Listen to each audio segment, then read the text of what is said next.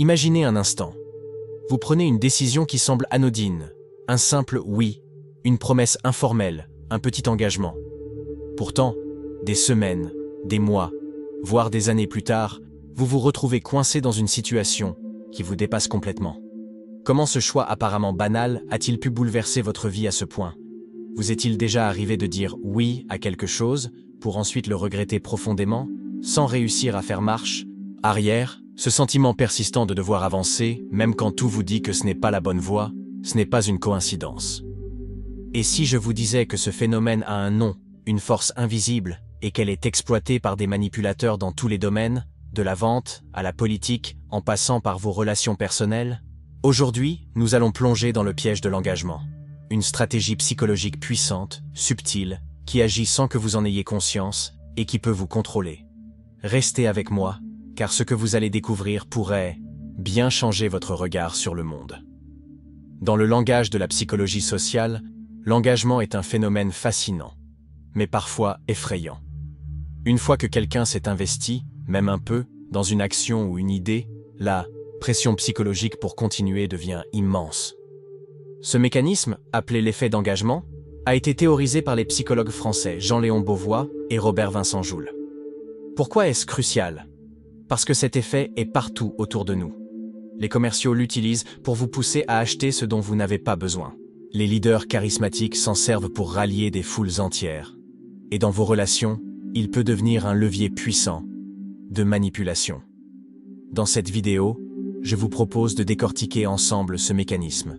D'abord, comment il fonctionne vraiment. Puis, les techniques utilisées pour vous piéger.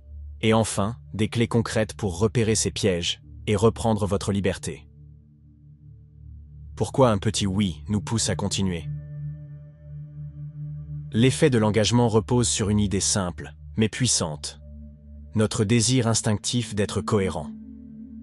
Une fois qu'on a posé une première action, même minime, notre cerveau cherche à aligner nos pensées, paroles et comportements avec ce premier pas.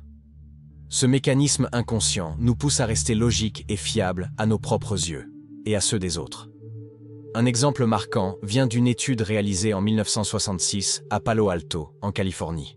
Des chercheurs ont demandé à des habitants d'apposer un petit autocollant sur leur fenêtre avec le message « Conduisez prudemment ». Quelques jours plus tard, ces mêmes personnes se voyaient demander un engagement plus important. Installer un grand panneau dans leur jardin. Résultat ? 76% des participants ayant accepté l'autocollant ont aussi dit oui au panneau, alors que seulement 17% des témoins l'ont fait. Pourquoi ? Parce que les premiers voulaient de rester cohérents avec leur choix initial. Les techniques qui exploitent notre besoin de cohérence. Ce besoin de cohérence est largement exploité, notamment dans le marketing et la manipulation. Prenez l'essai gratuit de 30 jours proposé par de nombreux services en ligne. Une fois que vous avez commencé à utiliser le produit, il devient psychologiquement difficile d'y renoncer. Vous pensez « J'ai déjà investi du temps, autant continuer ». Ce sentiment vous enferme dans un piège. Une technique classique, appelée « pied dans la porte », consiste à obtenir un petit oui d'abord, avant de demander des engagements plus importants. Par exemple, dans les années 1970, un télévendeur français demandait d'abord à ses clients de remplir un questionnaire. Puis, quelques semaines plus tard, il leur proposait une offre payante. Les personnes ayant accepté le questionnaire étaient bien plus enclines à acheter, car elles cherchaient à rester fidèles à leur premier accord. Un autre mécanisme puissant est celui du coût irrécupérable. La tendance à persister dans une action simplement parce qu'on y a déjà consacré du temps, de l'argent ou de l'énergie. Vous avez sûrement déjà fini un film ennuyeux, juste parce que vous aviez commencé. Ce principe est aussi utilisé dans certains groupes sectaires, où les membres investissent tellement qu'ils refusent de revenir en arrière pour ne pas gâcher leur sacrifice. Comment reprendre le contrôle et dire non? L'engagement devient encore plus fort lorsqu'il est public. Des études menées notamment en France montrent que les individus ont plus de difficultés à revenir sur une promesse faite devant d'autres.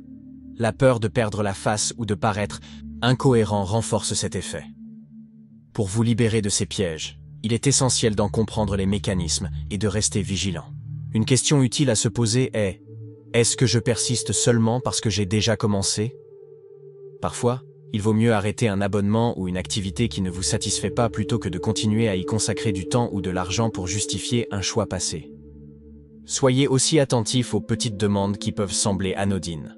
Un simple « oui » peut ouvrir la porte à des engagements bien plus lourds. Prenez le temps de réfléchir avant de répondre, même quand la requête paraît sans conséquence. Enfin, rappelez-vous que votre véritable pouvoir réside dans votre capacité à dire « non ». Savoir refuser, même sous pression sociale, est une compétence cruciale.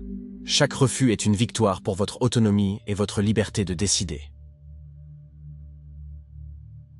En résumé, l'effet de l'engagement est une force puissante qui peut nous piéger dans des choix que nous n'aurions jamais faits en pleine conscience. Les manipulateurs s'appuient sur notre besoin de cohérence pour nous enfermer, utilisant des techniques comme le pied dans la porte, le coup irrécupérable ou la pression sociale. Mais la bonne nouvelle, c'est qu'en comprenant ce mécanisme, vous pouvez reprendre les rênes. Vous n'êtes pas obligé de poursuivre une voie simplement parce que vous l'avez entamée. Vous avez le droit de changer d'avis et surtout, la liberté de dire non. Alors, quels engagements dans votre vie mériteraient d'être remis en question? Avez-vous déjà réussi à dire non ou à changer de voie malgré la pression qui vous entourait? Comment avez-vous fait pour retrouver ce pouvoir de choix ou que souhaiteriez-vous changer? Partagez vos expériences en commentaire. Vos témoignages peuvent aider et inspirer d'autres personnes à reprendre le contrôle.